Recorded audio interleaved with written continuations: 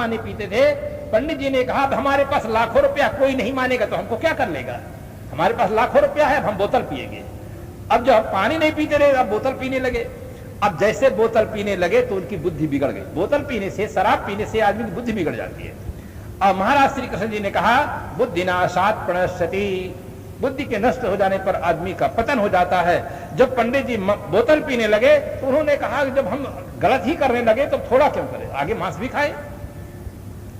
और पंडित जी मांस भी खाने लगे और जितने गलत कर्म है सब कर्मों की ओर चले गए। पूरा समाज उनकी निंदा करने लगा कि ये कैसे आदमी थे, कितने सज्जन आदमी थे, धार्मिक आदमी थे, रामायण का पाठ करते थे, तब पानी पीते थे।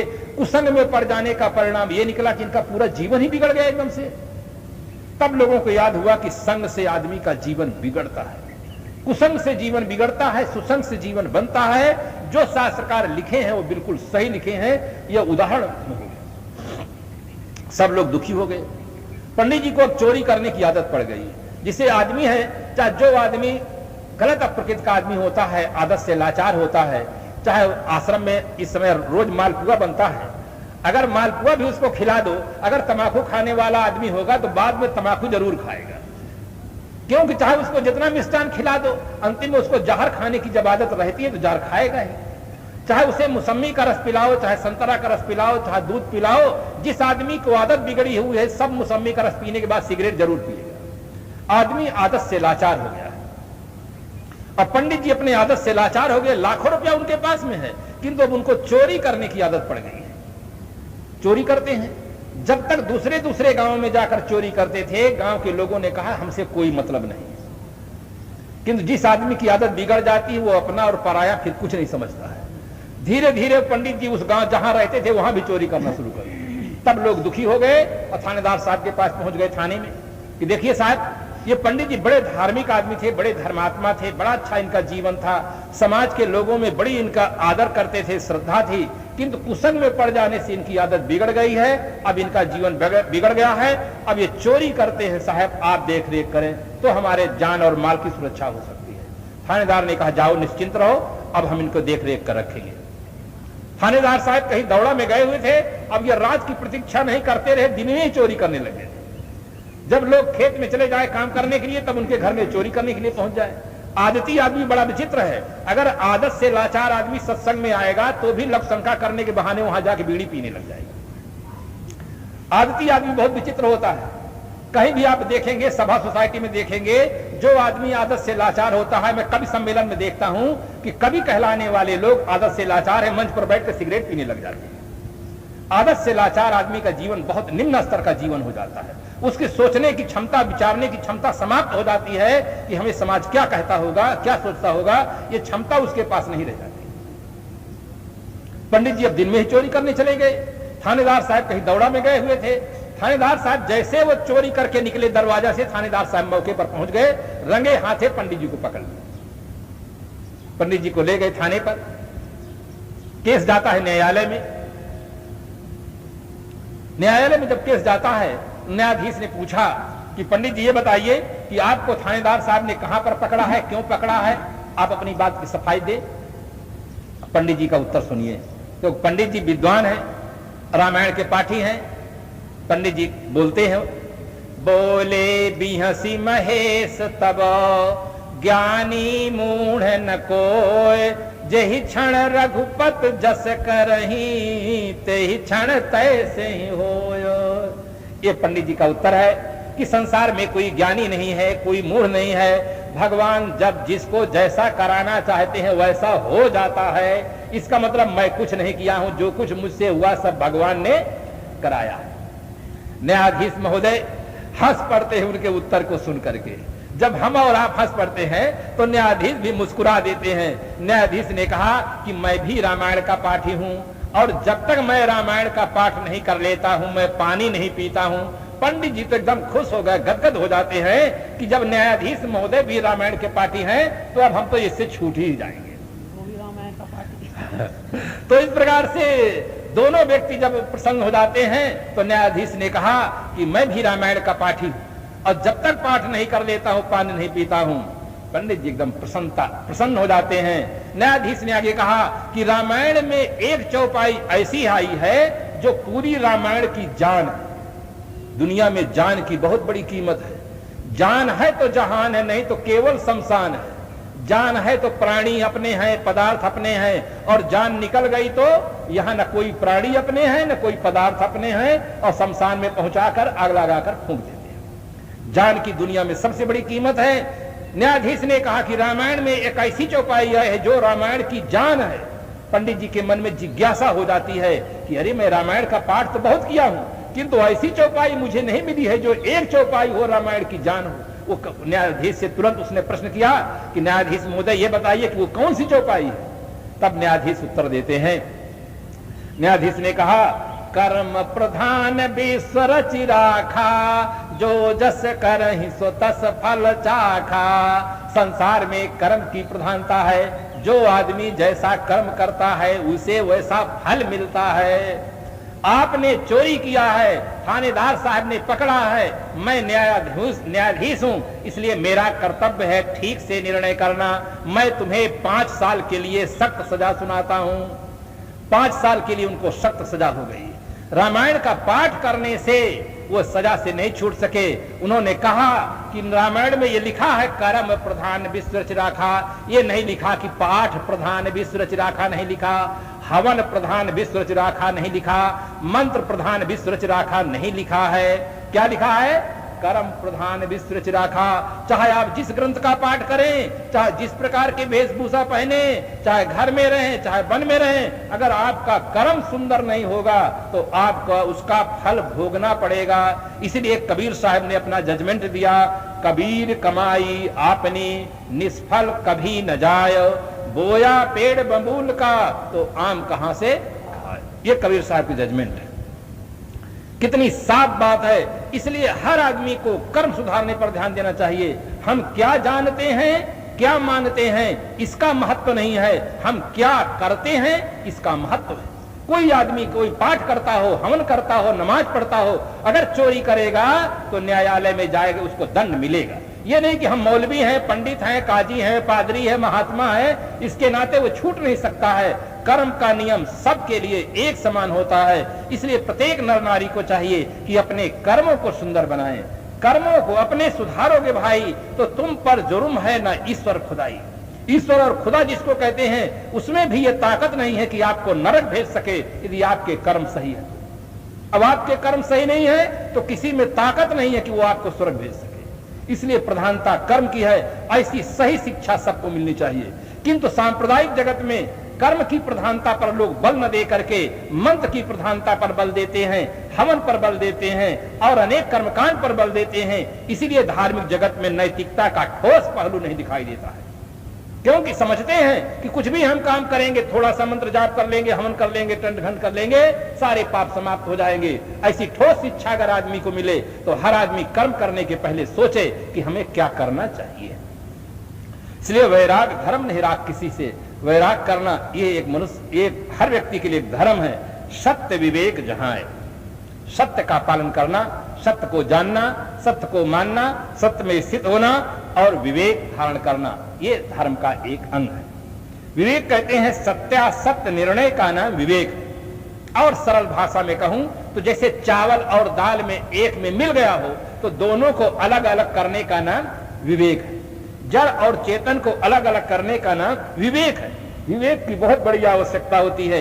विवेक के बिना आज आदमी अंधविश्वास का शिकार है। उसके पास विवेक नहीं। कैसे आदमी अंधविश्वास का शिकार हो जाता है विवेक के बिना?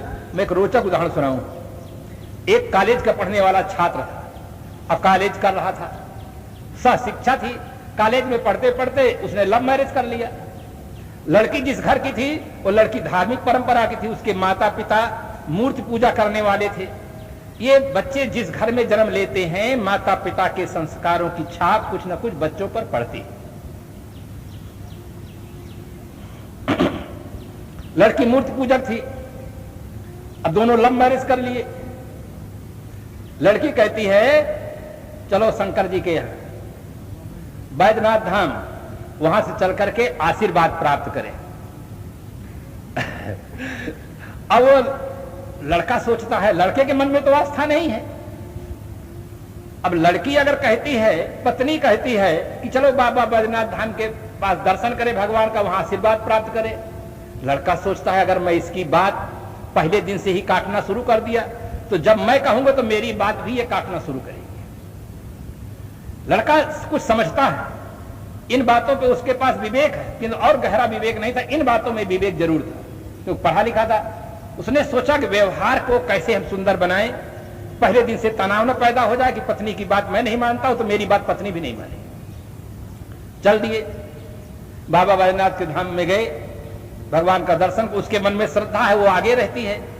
अब भगवान का दर्शन करके पत्र पुष्प फल समर्पित करके हाथ जोड़कर प्रार्थना, पति पीछे है, पति पीछे खड़ा है, पत्नी कह रही कि हे भगवान एक पुत्र रत्न की प्राप्ति हो। शंकर भगवान से कहती है कि हे भगवान एक पुत्र रत्न की प्राप्ति हो। पति पीछे सुन रहा है। दोनों अंतिम में वहां से वापस आते हैं, पुजारी प्रसाद देता है, घर आ जाते हैं। अब घर आ करके पत्नी को आश्वासन देखते हैं कि देखो मैं सर्विस के लिए जा रहा हूं, जैसे मुझे सर्विस मिल जाएगी मैं तुम्हें बुला लूंगा। आश्वासन दे करके चला जाता है प्रदेश, कलकत्ता चला जाता है। कलकत्ता जा करके वहां सर्विस करता है। अब समय बीतते चले जा रहे हैं, उसका आने का लक्ष्य नहीं है। आदमी का लक्ष्य जब सही होता है तब कर्तव्य सही होता है, लक्ष्य गलत होगा तो कर्तव्य सही गलत होगा। 1 साल बीता, 2 साल बीता, 3 साल बीता, अब आता ही नहीं है वो। पत्नी बार बार पत्र पर पत्र लिखती है कि आपने मेरे साथ क्या किया है, मेरा एक एक दिन बिताना बड़ा मुश्किल हो रहा है, अब वर्षों बीत गया है, आप नहीं आ रहे हैं। इतने में 5 साल बीत जाता है। 5 साल बीत जाता है तो 5 साल के बाद वो तैयारी करता है, पत्नी को पत्र लिख देता है कि मैं अमुक तारीख को आ रहा हूं। पत्नी के मन में आज बड़ी प्रसन्नता, मकान की सफाई, वस्तुओं की सफाई सब व्यवस्था करती है कि पति आज घर में आ रहा है। 5 साल के बाद आ रहा है तो 5 साल के बच्चे के लिए अंडरवियर खरीदता है, बनियान खरीदता है, मोजा खरीदता है, पत्नी के लिए साड़ी लेता है, गहना लेता है, सब लेकर के जैसे घर पर आता है, पत्नी नमस्कार करती है, पेटी हाथ से ले लेती है और जैसे चाबी मांगती है चाबी वो दे देता है। पत्नी एकदम ऊपर पाती है, बढ़िया चैन सोने की है और साड़ियां हैं, पत्नी एकदम खुश हो जाती है। और नीचे जब देखती है 5 साल के बच्चे के लिए छोटा सा अंडरवियर है, बनियान है, मोजा है, तो पत्नी बड़ी बड़ी आंखें करके पूछती है कि ये किसके लिए है। कहन ये शंकर भगवान से जो आशीर्वाद लिए हो उस बच्चे के लिए, वो बच्चा कहाँ है, लाओ ना, उसको बच्चे को दिया जाए उपहार। पत्नी मुस्कुराने लग जाती है कि आप रहे कलकत्ता और मैं रहूं यहाँ, बच्चा कैसे। तो पति कहता है कि क्या शंकर भगवान का आशीर्वाद सही नहीं हुआ?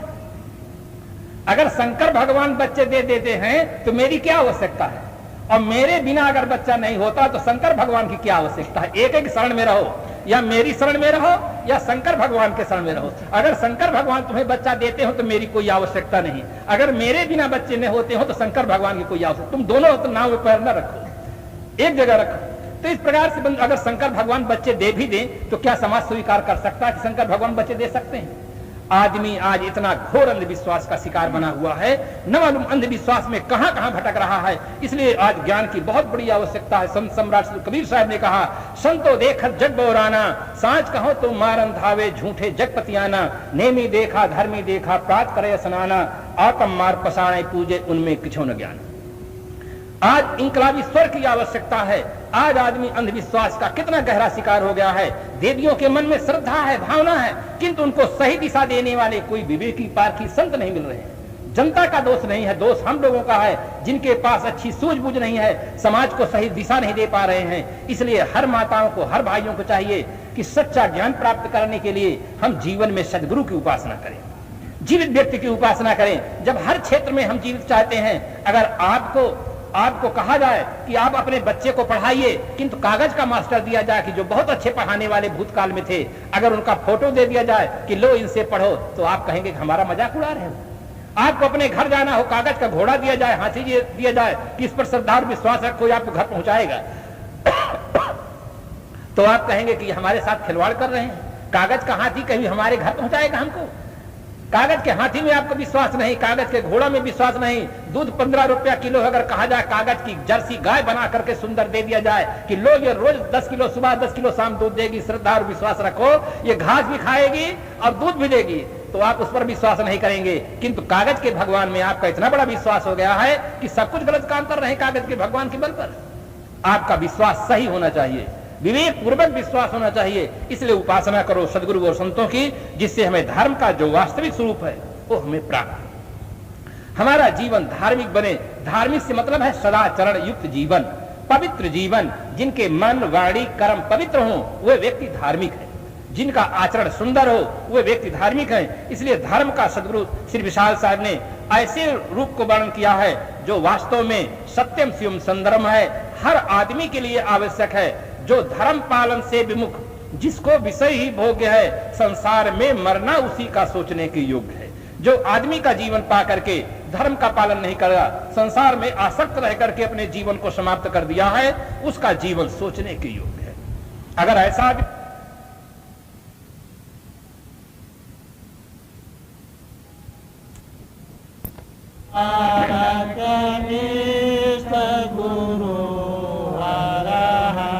यही है तो गुरु पद नित्य बरो, यही है तो गुरु पद नित्य बरो। अथ मंगल मूल को ध्यान।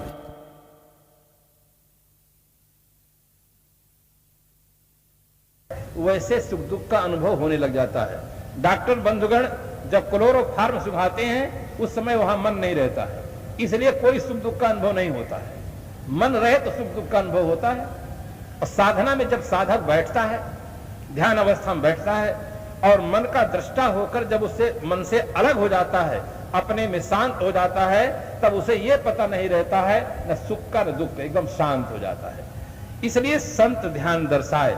प्रारंभिक अवस्था में हर साधक को वैरागवान संतों का ध्यान करना चाहिए, जिससे जो हमारा मन रागवान प्राणियों की ओर जाता है, चित्त में हमारे राग बसा हुआ है, उधर से हमारा मन हटे। मन को घुमाओ। आज का आदमी जल कल नल का घुमाना जाना है, किंतु अपने मन को संसार से आत्मा की ओर घुमाने के लिए यहां साहब बताते हैं कि संत ध्यान दर्शा है। भीतर जो कुछ हमें दिखाई देता है, भीतर जो कुछ हमें सुनाई देता है, ये सब समझ लेना चाहिए कि ये मैं नहीं हूं। जो दिखाई दे वो मैं नहीं हूं, मैं हूं देखने वाला। जो सुनाई दे वो समझ लेना चाहिए कि मैं हूं सुनने वाला। जो सुनाई पड़ता है ये मुझसे भिन्न है, जो दिखाई पड़ता है वो मुझसे भिन्न है। ऐसा भिन्न समझ करके जो मन का दृष्टा है उसमें शांत रहो, अपने आप में स्थित रहो। जब भौतिक चीजों की आप परख करते हैं तो सांप्रदायिक जगत में जो कुछ ग्रंथों में लिखा हुआ है, जो कुछ गुरुजन बताते हैं, उसकी भी आप परख करो। आप पारखी बनो। अगर पारखी नहीं बनेंगे, परख नहीं करेंगे, उसी प्रवाह में बह जाएंगे तो सेठ की तरह पश्चाताप करेंगे। आप कहेंगे कौन सा सेठ और किस प्रकार से पश्चाताप किया। एक बहेलिया था, उसने तोता फंसाया। और तोता एक ऐसा पक्षी होता है जो बहुत जल्दी कुछ पढ़ लेता है, आप सिखाएं तो वो सीख जाता है। बहेलिया ने तोता को एक छोटा सा सूत्र रटा दिया। वो सूत्र था इसमें क्या संदेह, छोटा सा सूत्र, और तोता रट लिया। अच्छी तरह से उच्चारण करने लगा, इसमें क्या संदेह। जब वो अच्छी तरह से उच्चारण करने लगा तो बहेलिया तो बहुत चालाक था। उस तोता को बेचने के लिए मार्केट जाता है, एक ब्लैक बोर्ड ले जाता है और तोता की योग्यता को लिखता है। 4 वेद, 6 शास्त्र, 18 पुराण, 1 से 8 उपनिषद, कुरान, बाइबिल, गीता इत्यादि समस्त धर्मशास्त्रों का ज्ञाता है। तोता की योग्यता लिखता है और नीचे लिख देता है 1 लाख रुपया कीमत। जो भी व्यक्ति जाता तोता की योग्यता पढ़ता तो एक बार उसके मन में यह भावना हो जाती कि हम इसे खरीदें, क्योंकि ऐसा तोता जिसके पास समस्त धर्म शास्त्रों का ज्ञान। लोगों के मन में संदेह होता, ऐसा तो आदमी नहीं देखने को मिलता है, तोता का ऐसा योग्यता है। जब नीचे देखते कीमत 1 लाख रुपया तो मन की बात मन में ही पचा डालते। सायंकाल का समय हो रहा था। एक सेठ जी आए, धार्मिक प्रवृत्ति के थे, प्रतिवर्ष सम्मेलन बुलाते थे। 3 दिन का सम्मेलन होता था। सम्मेलन में लाखों रुपया सेठ जी खर्च करते थे। 3 दिन के पश्चात चौथे दिन कोई संत नहीं, कोई मनीषी नहीं रहते थे। सेठ जी को ऐसा हुआ कि ऐसे कभी भी सम्मेलन में इतने प्रकांड विद्वान तो नहीं आए कि समझ धर्म शास्त्रों के ज्ञाता हो। लाओ इस तोता को हम खरीद लें। तुरंत उन्होंने अपने मैनेजर से कहा, जाओ 1 लाख रुपया जल्दी लेकर के आओ। ऐसा ना हो कि कोई दूसरा सेठ आकर इस तोता को ले ले, हमें तोता को लेना है। प्रतिवर्ष सम्मेलन बुलाते हैं, लाखों रुपया खर्च होता है, किंतु इतनी बड़ी उपलब्धि नहीं हुई। और जो बेचने वाला था वो चालाक था। उसने कहा, सेठ जी बिका हुआ माल वापस नहीं होता है। जितने व्यापारी होते हैं इस ट्रिक का उपयोग सब करते हैं कि बिका हुआ माल वापस नहीं होता है। इस प्रकार से जब वो कहते हैं तो सेठ जी एक हल्के रूप से प्रश्न करते हैं, क्यों तोताराम, क्या सचमुच तुम्हें सभी शास्त्रों का ज्ञान है? उसने कहा, इसमें क्या संदेह। सेठ जी एकदम खुश खुश हो जाते हैं। मैनेजर आता है, 1 लाख रुपया दे देते हैं और तोता को ले जाते हैं। सुबह होते ही पेपर में, रेडियो में, टेलीविजन में सब जगह प्रचार प्रसार हो जाता है कि हमारे पास एक तोता है, समझ धर्म शास्त्रों का ज्ञाता है। कोई भी पंडित, मौलवी, काजी, पादरी, महात्मा आकर शास्त्रार्थ कर सकता है। सुबह होते होते एक द्विवेदी जी पहुंच जाते हैं। द्विवेदी प्रश्न उठाते हैं, क्यों तोताराम, क्या सचमुच तुम्हें चारों वेद कंठाग्र है? उसने कहा, इसमें क्या संदेह। द्विवेदी जी तो एकदम घबरा जाते, इतनी साफ आवाज, मैं तो 2 वेदों का ज्ञाता हूं, तो चारों वेदों का ज्ञाता है। अगर मैं फिर प्रश्न किया और तोता मुझसे प्रश्न किया और मैं उत्तर नहीं दे पाया तो मेरी मर्यादा में पानी फिर सकता है। तो चुपचाप वापस लौट जाते हैं कि बहस करना अच्छा नहीं। दूसरे दिन एक मौलवी साहब पहुंच जाते हैं। मौलवी साहब प्रश्न उठाते हैं, क्यों तोताराम, क्या सचमुच तुम्हें कुरान शरीफ याद है? उसने कहा, इसमें क्या संदेह। मौलवी साहब भी घबरा जाते हैं, गजब का तोता। एक तरफ उसे चारों वेद याद है, दूसरी तरफ उसे कुरान शरीफ याद है। अभी तो मेरी बड़ी कदर लोग करते हैं, अगर मैं तोता से प्रश्न उत्तर में पछड़ा तो मेरी इज्जत में पानी फिर सकता है। वो भी बिना और आगे बहस किए वो चुपचाप लौट जाते हैं। तीसरे दिन एक पादरी महोदय आ जाते हैं। पादरी जी प्रश्न उठाते हैं, क्यों तोताराम, क्या सचमुच तुम्हें बाइबल याद है? उसने कहा, इसमें क्या संदेह। पादरी महोदय भी घबरा जाते हैं, ऐसा गजब का तोता तो हम देखे नहीं, सुने नहीं।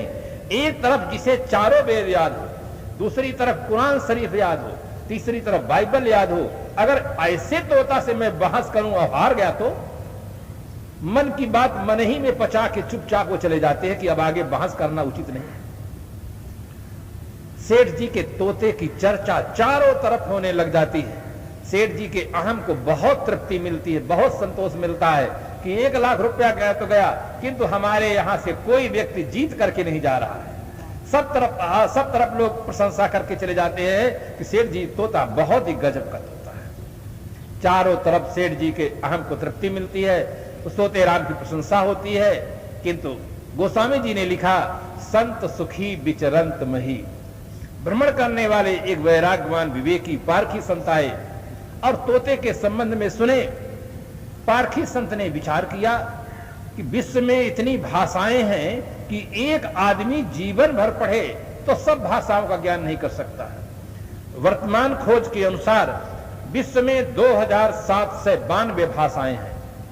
एक आदमी जीवन भर भाषा पढ़े तो कितनी भाषा पढ़ सकता है? सब साहित्य का ज्ञान एक आदमी कैसे कर सकता है? और फिर आदमी नहीं कर सकता तो तोता कैसे कर सकता है?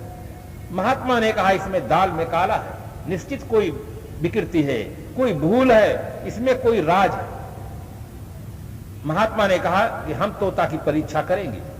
सेठ जी के पास समाचार आता है। जैसे महाराज जी आते हैं, सेठ जी उठकर खड़े होते हैं, अभिनंदन करते हैं, स्वागत करते हैं कि हमारे दरवाजे एक संत आए हैं। स्वागत करने के पश्चात संत ने कहा कि हम ऐसा सुने हैं कि आपके पास एक तोता है, बड़ा विलक्षण है, सभी शास्त्रों का ज्ञाता है, उससे हम पूछना चाहते हैं। सेठ जी हंसते हुए मुस्कुराते हुए कहते हैं, चलिए भगवान पूछिए, प्रत्यक्षम किम प्रमाणम, प्रत्यक्ष के लिए प्रमाण की क्या आवश्यकता है, चलिए आप भी प्रश्न करें। महात्मा जी जाते हैं और तोताराम से प्रश्न करते हैं, क्यों तोताराम, क्या सचमुच तुम्हें चारों वेद कंठाग्र है? तोताराम उत्तर देता है, इसमें क्या संदेह। महात्मा जी बड़े सोचते हैं, बड़ा साफ बोलता है तोता। महात्मा जी दूसरा प्रश्न उठा देते हैं, वर्तमान खोज के अनुसार ऋग्वेद दुनिया की प्राचीनतम पुस्तक है, भारत की नहीं विश्व की प्राचीनतम पुस्तक है ऋग्वेद। महात्मा ने कहा, ऋग्वेद का पहला मंत्र सुनाओ। महात्मा ने कहा कि ऋग्वेद का पहला मंत्र सुनाओ। अब तोता तो और कुछ जानता नहीं था, उसने कहा, इसमें क्या संदेह। महात्मा ने कहा, संदेह तुम्हें नहीं है, संदेह तो हमें है जो हम प्रश्न करते हैं। महात्मा ने दूसरा प्रश्न उठाया कि क्यों तोताराम, क्या सचमुच तुम्हें गीता याद है? उसने कहा, इसमें क्या संदेह। महात्मा ने कहा, अच्छा दैवी संपदा के लक्षण सुनाइए। गीता में दैवी संपदा में आता है, अभयम सत्व संशोधि ज्ञान योग व्यवस्थिति दानम दमश्च यज्ञश्च स्वाध्यायस्तप आर्जवम। उसने कहा दैवी संपदा के लक्षण सुनाइए। उसने कहा, इसमें क्या संदेह। महात्मा ने सोचा कि एक बार और प्रश्न करके देख ले। महात्मा ने पुनः प्रश्न किया कि क्यों तोताराम, क्या सचमुच तुम्हें रामचरितमानस याद है? उसने कहा, इसमें क्या संदेह। महात्मा ने कहा, अच्छा मानस का प्रथम दोहा सुनाइए। उसने कहा, इसमें क्या संदेह। महात्मा जी अपना जजमेंट बनाते हैं, जजमेंट बनाकर सेठ जी को सुनाते हैं कि सेठ जी, आपका तोता तो कुछ भी नहीं जानता है, उत्तर देने की बात तो बहुत दूर की रही, ये प्रश्न ही नहीं समझता है। मैं कहता हूं ऋग्वेद का प्रथम मंत्र सुनाओ, ये कहता इसमें क्या संदेह। मैं पूछता हूं कि गीता में दैवी संपदा का लक्षण सुनाओ, ये कहता इसमें क्या संदेह। मैं पूछता हूं कि रामायण का प्रथम दोहा सुनाओ, ये कहता इसमें कैसे, प्रश्न ही नहीं समझता है। उत्तर देने की क्षमता तो बहुत दूर है, प्रश्न ही नहीं समझता है, ये कुछ भी नहीं जानता है। पहला दिन है, सेठ जी के सामने इस प्रकार से उत्तर मिला। सेठ जी का चेहरा जो गुलाब के फूल की तरह खिला हुआ था, एकदम मुरझा जाता है।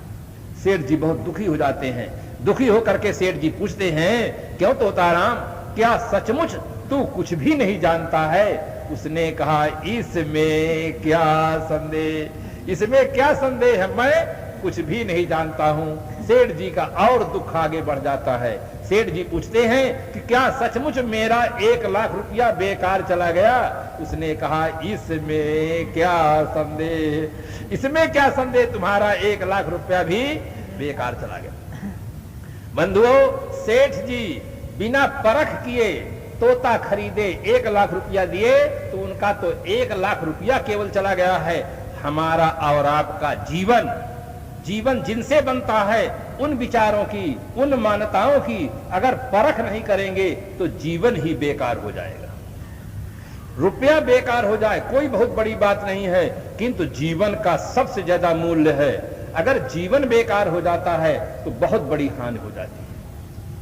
जिन विचारों से हमारा जीवन बनता है, जिन मान्यताओं से हमारा जीवन बनता है, उन विचारों और मान्यताओं की हम और आप परख करें, देखें कि वे विचार, वे मान्यताएं हमारे जीवन के लिए उपयोगी हैं या अनुपयोगी हैं। अगर विचार नहीं करेंगे तो जीवन ही बेकार हो जाएगा। इसलिए विवेकी की आवश्यकता है। पारखी बनो। संत सम्राट श्री कबीर साहब ने कहा, भूल मिटे गुरु मिले पारखी, पारख दे ही लखाई, कहाँ ही कबीर भूल की औसत, पारख सबकी भाई। भूल की औसत पारख है। पारखी संतों की, पारखी गुरु की आवश्यकता है, जिनकी संगत से आपको परख दृष्टि प्राप्त हो जाए। संसार में अनेक प्रकार की मान्यताएं हैं, उन मान्यताओं पर परख की आवश्यकता है। मैं चित्रकूट में था, भारत में, जहां महाराज श्री राम वनवास के समय गए हुए थे। सावन का महीना था, वहां जगह जगह पर कथाकार लोग आए हुए थे। रामचरितमानस की कथा चल रही थी, मेरे पास भी आते थे। मैंने श्रोताओं के सामने एक थोड़ा परख करने के लिए रखा कि ऐसा मानते हैं लोग कि सतयुग चारों चरण पुण्य से पूर्ण था, त्रेता में 3 चरण पुण्य 1 चरण पाप था, द्वापर में पाप पुण्य बराबर था, और कलयुग में 3 चरण पाप और 1 चरण पुण्य है, और सतयुग में 4 अवतार हुए, त्रेता में 3 अवतार हुए, द्वापर में 2 अवतार हुए, अब कलयुग में अभी एक कल की अवतार होगा, ऐसी मान्यता है। और ग्रंथकारों की मान्यता है कि जब जब होए धर्म की हानि, बाढ़ई असुर अधम अभिमानी, तब तब प्रभु धर विविध शरीरा, हरहि कृपा निज सज्जन पीरा। जब जब पृथ्वी पर अधर्म की वृद्धि होती है, तब तब उसको निर्मूल करने के लिए और धर्म की स्थापना के लिए मैं अवतार लेता हूं।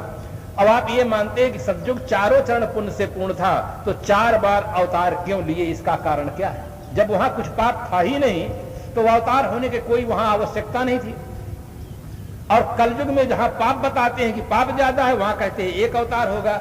या तो प्रतिज्ञा गलती है कि यदा यदा ही धर्म से ग्लानिर्भवति भारत, अभ्युत्थान धर्म सतदात्मानं सृजाम्यहम्, परित्राणाय साधूनां विनाशाय च दुष्कृतां, धर्म संस्थापनार्थाय संभवामि युगे युगे।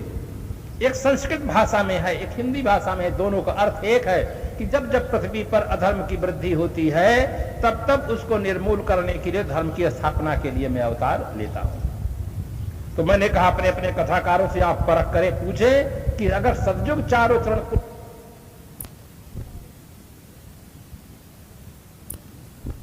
अपने अपने कथाकारों के पास गए और प्रश्न किए। अब कथाकारों के पास एक बहुत बड़ी समस्या खड़ी हो गई। अगर ये कहते हैं कि सतयुग में पहले इतना पाप होता था कि भगवान को 4 बार आना पड़ा, तो 4 चरण पुण्य से पूर्ण था, ये बात गलत हो जाती है। अगर कहते हैं कि 4 अवतार हुए तो भगवान की प्रतिज्ञा गलत होती है, धर्म संकट में पड़ गए। अंतिम में कथाकारों ने ये कहा कि जो ग्रंथों में लिखा है हम वो सुनाते हैं और आगे हम कुछ नहीं जानते।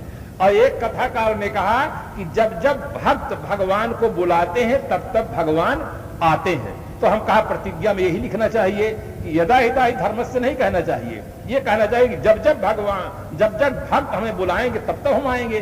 तो चारों चरण पुण्य से बात करना ये गलत है, और प्रतिज्ञा करना कि मैं अधर्म को निर्मूल करने के लिए और धर्म की स्थापना करने के लिए अवतार लेता हूं, ये भी बात गलत है। एक दूसरा पॉइंट भी सुने। अगर भगवान की प्रतिज्ञा यही है कि जब पृथ्वी पर अधर्म की वृद्धि होती है तब मैं अधर्म को निर्मूल करने के लिए और धर्म की स्थापना करने के लिए अवतार लेता हूं, तो जितने अवतार हुए हैं सब कहां हुए हैं? भारत में हुए हैं। तो इसका मतलब ये हो जाता है कि भारत के अलावा जितने राष्ट्र हैं उन राष्ट्रों में कभी अधर्म हुआ ही नहीं है, इसलिए वहां भगवान को अवतार लेने की जरूरत नहीं पड़ी है। तो इस प्रकार से ये धार्मिक देश जो कहते हैं कि भारत धार्मिक देश है, वो अधार्मिक देश सिद्ध हो जाता है। तो इस प्रकार से लोग परख नहीं करते हैं, गाते चले जा रहे हैं, पढ़ते चले जा रहे हैं, गीता पढ़ते चले जा रहे हैं, रामायण पढ़ते चले जा रहे हैं, भागवत पढ़ते चले जा रहे हैं, कभी उस पर प्रश्न चिन्ह नहीं लगाते हैं, पूछते नहीं। धर्म होना चाहिए जिससे हमें बौद्धिक संतोष मिले, प्रश्न नहीं उठाते हैं। इसीलिए आज हमारा बुद्धिजीवी वर्ग जब प्रश्न उठा देता है तो या तो धार्मिक लोग गर्म हो जाते हैं, क्योंकि उत्तर जब नहीं मिलता है तो क्रोध के अलावा कोई चारा नहीं होता है। या तो आप कह देते हैं तुम नास्तिक हो, तुम्हें प्रश्न करना नहीं आता है, तुम्हें धर्म में श्रद्धा नहीं है, गुरुओं में श्रद्धा नहीं है, या तो इस प्रकार से उन्हें नास्तिक कह के चुप कराना चाहते हैं, जबरदस्ती दाबना चाहते हैं, या तो फिर कह देते हैं हमारे धर्म शास्त्रों में जो कुछ लिखा वो सुनना हो सुनो, न सुनना हो चले जाओ। अनेक बड़े बड़े कथाकार तो यही कहते हैं कि हमारे धर्म शास्त्रों में जो लिखा है उतना हम सुनाते हैं, तुम्हें सुनना हो बैठो और न सुनना हो चले जाओ।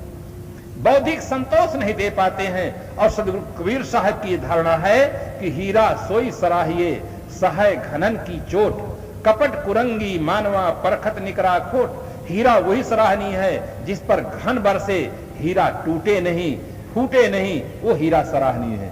सिद्धांत वो सराहनीय है जिस पर दुनिया के मनीषी तर्क उठाएं और वो सिद्धांत कटे नहीं, वो सिद्धांत सही है। आदमी के जीवन में बौद्धिक संतोष मिलना चाहिए, जो वो प्रश्न उठाते हैं उसे संतोषजनक समाधान मिलना चाहिए, तब उसको अंतर तृप्ति मिलती है। इसलिए साहब कहते हैं कि भाई संत ध्यान दर्शाए, सब चीजों को जो आप परख करते हैं तो ध्यान में आपको जो दिखाई देता है, जो सुनाई देता है, उसकी भी परख करें और वहां से हटकर अपनी वृत्ति को अपने आप में शांत करें। किंतु प्रारंभिक अवस्था में जो वैरागवान संत हैं उनका ध्यान करें। वैराग धर्म नहीं राग किसी से, सत्य विवेक जहां है। वैराग करना ये भी धर्म का एक अंग है। विराग है मन की निर्मल अवस्था। जिस समय हमारा मन किसी प्राणी की ओर, किसी पदार्थ की ओर आकर्षित नहीं होता है, अपने आप में संतुष्ट रहता है, शांत रहता है, उस स्थिति का नाम विराग है। मन की निर्मल दशा। उसकी अभिव्यक्ति बाहर से भी होती है, किंतु मन की निर्मल दशा। कुछ लोग कहते हैं ये तो साधु सन्यासियों का धर्म है, हम तो गृहस्थ है, हमारे पास लाइसेंस है, हमें वैराग की क्या जरूरत है। किंतु वैराग मन की निर्मल दशा है, सबकी जरूरत है। हर आदमी अपने जीवन में आजादी चाहता है, हर आदमी अपने जीवन में सुख शांति चाहता है, और आजादी की सुरक्षा विराग से ही होती है। विराग जितना अधिक हम घर गृहस्थी में रहते हैं, गृहस्थी के मर्यादा के अनुसार चलें, मर्यादा के जो विरुद्ध कर्म है उनसे हम विराग करें। अगर हम चोरी करने से वैराग करते हैं, हिंसा करने से वैराग करते हैं, गलत कर्मों से वैराग करते हैं, तो हमारी गृहस्थी और सुंदर चलती है, समाज की व्यवस्था और सुंदर होती है। राग से तो व्यवस्था बिगड़ती है, विराग से व्यवस्था सुंदर होती है। इसलिए वैराग की आवश्यकता सबको है। आदमी का मन जब उसे विराग नहीं होता है, उसकी मन की निर्मल दशा नहीं होती है, तो उसकी मन की दशा पवित्र नहीं होती है। जिससे किसी व्यक्ति का आप कैमरा से फोटो लें और रंगीन कैमरा उसका फोटो लें, बहुत सुंदर चेहरा आएगा, और उसी व्यक्ति का फोटो आप एक्सरे मशीन से ले लें, फिर देखेंगे उसमें कितनी सुंदरता है। एक्सरे मशीन से जैसे फोटो लेंगे तो केवल हड्डी के सब जोड़ दिखाई देंगे और उसमें कुछ नहीं दिखाई देगा, क्योंकि उसकी दृष्टि इतनी पैनी है कि जो ऊपर दिखाई देता है उसके अंदर भी वो देखता है कि अंदर में क्या चीज है। तो जो व्यक्ति सत्संग में नहीं आते हैं उनके पास केवल कैमरे की दृष्टि रहती है, एक्सरे की दृष्टि नहीं मिलती है। सत्संग में जो व्यक्ति आते हैं, कुछ काल श्रद्धा और भाव से संतों की सेवा करते हैं, सत्संग सुनते हैं, स्वाध्याय करते हैं, साधना करते हैं, तो उनकी दृष्टि एक्सरे की जाती है, दृष्टि बदल जाती है। जब दृष्टि बदल जाती है, जब आदमी की दृष्टि बदल जाती है, वृत्ति बदल जाती है, तब आदमी की प्रवृत्ति अपने आप बदल जाती है। एक शायर लिखता है, आदमी का जिस्म क्या है जिस पे सैदा है जहां, मिट्टी की ये है इमारत और मिट्टी का मकान, खून का गारा लगा है ईंट जिसमें हड्डियां, चंद श्वासों पे खड़ा है एक ख्याली आसमां, काल की पुरजोर आंधी जब इसे टकराएगी, देख लेना यही इमारत खुद ब खुद ढह जाए। आदमी का शरीर क्या है जिस पर आदमी देखकर मोहित होता है। अगर बाहर से त्वचा से विवेक से त्वचा को हटा दे तो त्वचा के अंदर जो भरा हुआ है अगर दिखाई दे जाए तो हर आदमी का मन वहां से हट जाएगा। आदमी के पास विवेक नहीं है, इसलिए बाहर को देख करके वो उसकी तरफ मोहित हो जाता है। शायर लिखता है, देख कर मत रीझना इस बाहर की सफाई पर, बर्क सोने का मढ़ा है इस गोबर की मिठाई पर।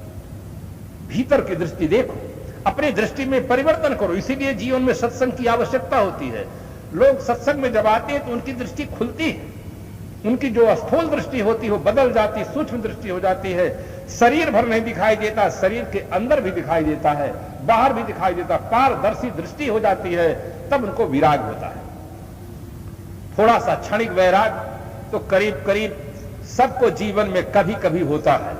जब अपने नजदीक का व्यक्ति का शरीर छूट जाता है और उसे हम शमशान में ले जाते हैं और उसे आग लगाने के लिए विवश हो जाते हैं, उस समय ऐसा लगता है कि यहां कोई किसी का नहीं है, हर आदमी अकेला है। जिस शरीर पर बैठे हुए हैं, जिस शरीर को देख करके अनेकों बार देखते हैं, मन में बड़ा अहम होता है, बहुत सुंदर है, बहुत अच्छे हैं, पर जब शमशान में व्यक्ति जाता है उस शरीर को लोग आग लगा देते हैं और हाड़ जरे जस जंगल लकड़ी, केस जरे जैसे घास की पूली, आवत संग न जात संगाती, का भय दल बांधल हाथी, माया कारस लेन न पाया, अंतर यम बिलार हो धाया, कहीं कबीर न अजौन जाएगा, यम का मुकदर मान से लागा। उस समय आदमी के मन में थोड़ी देर के लिए विराग उत्पन्न हो जाता है कि अरे जिस शरीर को हम इतना मानते रहे, उस शरीर की ये हालत कि घर के अपने ही व्यक्ति अब उसको आग लगाकर फूंक रहे हैं। शरीर के हाथ पैर आंख कान का पता नहीं रह जाता, केवल राख की ढेरी रह जाती है। थोड़ी देर पहले जो सब अपने थे अब सदा के लिए पराये हो गए हैं, कभी घर आ नहीं सकते हैं, घर के व्यक्तियों को देख नहीं सकते हैं, जिनके देखे बिना हम एक दिन भी नहीं रह पाते थे, अब सदा सर्वदा के लिए उनसे कोई संबंध नहीं रह गया। उस समय थोड़ी देर के लिए आदमी की आंख खुल जाती है, उसको संसार का असली रूप दिखाई पड़ता है, उस समय उसके मन में विराग उत्पन्न हो जाता है, लहेठी होती है, लाख कहते हैं, लहेठी कहते हैं, उसको आग के सामने रख दो तो पिघल जाती है, और आग से बाहर हटा दो तो फिर टनाटन कड़ी हो जाती है। इसी प्रकार से जब तक आदमी शमशान भूमि में रहता है, किसी आदमी को जलते हुए देखता है, तब तक उसके मन में विराग उत्पन्न होता है, और जैसे वहां से हटता है, घर की ओर मुंह कर लेता है, वो सारा विराग वही का वही क्षणिक विराग होता है। उस विराग को अस्थायी रूप देने के लिए वैरागवान संतों की संगत करनी चाहिए। वैरागी बन जाता है जो संतों से वैराग सुने, खटरागी बन जाता है जो दुनिया की खटराग सुने। आदमी जैसा सुनता है, जैसा देखता है, जैसा सोचता है, वैसा बन जाता है। अगर आदमी का देखना, आदमी का सुनना, अगर आदमी का सोचना सही हो जाए तो हर आदमी अच्छा आदमी बन सकता है। इसीलिए हमारे ऋषियों ने कहा, आहार शुद्धो सत्व शुद्धि। आहार के शुद्ध होने पर सत्व शुद्धि, अंतःकरण की शुद्धि होती है। हम मुख से जो खाते हैं वो मुख का आहार है। पहले तो हमारा मुख का ही आहार शुद्ध नहीं है। आदमी मुख से खाता है, न खाने योग्य चीजों को भी खाता है, मांस को भी खाता है, मछली को भी खाता है। मांस किसी पेड़ में नहीं फलता है, न जमीन में आलू की तरह पैदा होता है, न आम की तरह पेड़ में लगता है, और न आकाश से पानी की तरह बरसता है। मांस जब मिलता है तब हत्या करने से मिलता है। किसी प्राणी को अपनी हत्या प्रिय नहीं, चाहे जितना आतंकवादी व्यक्ति हो, अगर उसको मारा जाएगा तो उसको दर्द होगा, दुख होगा, वो अपनी हत्या नहीं चाहता है। जब किसी आदमी को हम जिंदा नहीं कर सकते हैं तो किसी आदमी को मुर्दा करने का हमारा अधिकार कैसे है? हम अपने बच्चे की जान बचाने के लिए दूसरे बच्चे को पकाकर खा जाते हैं। कहां मानवता है, कहां इंसानियत है?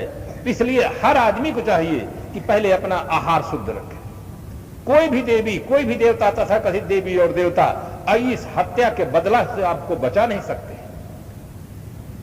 हर आदमी को कर्म करने के पहले खूब सोचना चाहिए, खूब विचारना चाहिए, तब अपने जीवन में कर्म करना चाहिए।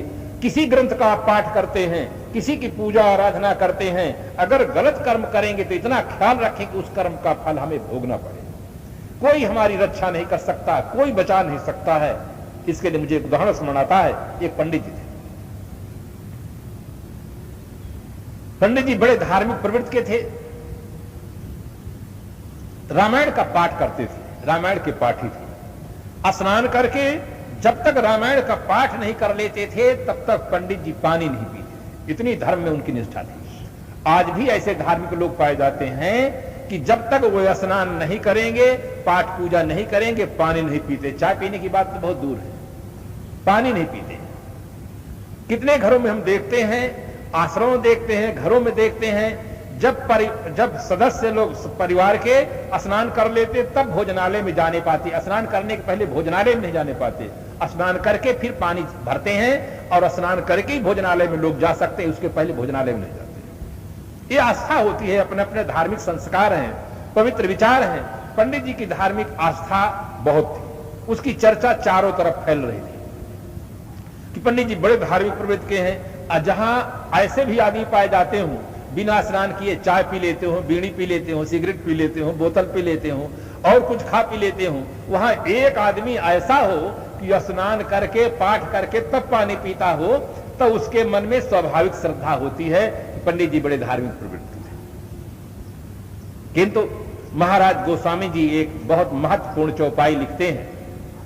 उन्होंने लिखा, को न कुसंगत पाए नसाई, रहे न नीच मते चतुराई, कैसे हो चतुर होए किन को, नीच संग कर बिगड़त सो।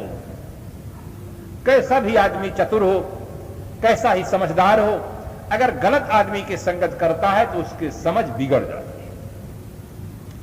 जीवन में संग का रंग लगता है। पानी को गुलाब जल का संग मिल जाता है, सुगंध आने लग जाती है, और पानी को शराब का संग मिल जाता है, दुर्गंध आने लग जाती है। पानी तो पानी, जैसा संग वैसा रंग। आदमी के जीवन में भी संग का रंग लगता है। पंडित जी को आगे चलकर कुसंग मिल जाता है, चोरों का संग मिल जाता है, चोरी करने वाले जो व्यक्ति थे उन्होंने कहा, पंडित जी आप रामायण का पाठ करते हैं, कोई व्यक्ति आमंत्रित करता है, आप उनके घर में पाठ करते हैं तो कोई 1 से 1 दिया, कोई 51 दिया, कोई 1001 दिया, बस इतने तो देते हैं। अरे इससे पढ़ने से क्या फायदा है? हमारे साथ आप एक रात चले, और रात में चले, बस जिनकी जरूरत नहीं दिन में आराम करें, रात में हमारे साथ चले और हजारों और लाखों रुपया लाएं, आराम से खाएं पिए मौज करें। मानव जीवन मिला है, ये मन मार मार की जिंदगी जीना क्या ये भी कोई जिंदगी है? पंडित जी ने कहा चुप रहो, हम अधर्म की बात नहीं सुनना चाहते। पंडित जी डांट देते हैं कि चुप रहो, हम अधर्म की बात नहीं सुनना चाहते हैं। चोर बेचारे चुप हो गए। किंतु पंडित जी जब अपने स्थान पर जाते हैं विश्राम करने के लिए तो वो शब्द कान में गूंजने लग जाते हैं। देखो शब्दों का कितना गहरा प्रभाव होता है।